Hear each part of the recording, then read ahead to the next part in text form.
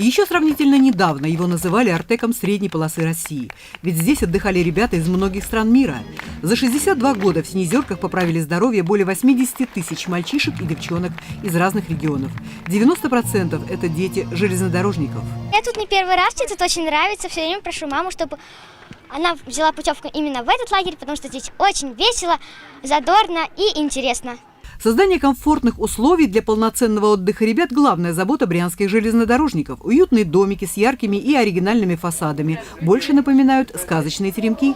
Постарались шефы, сотрудники предприятий Брянского региона Московской железной дороги. Они каждый год перед началом летних каникул приводят лагерь в порядок.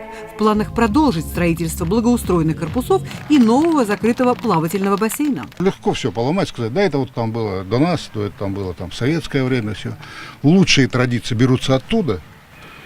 И вот они сегодня дополняются вот нынешними реалиями нашими. И я считаю, что это образец в нашем Центральном федеральном округе, вот этот лагерь. В этом очень большая заслуга руководства Московской железной дороги, нашего брянского отделения Московской железной дороги, когда они сумели и сохранить, и приумножить то, что было раньше.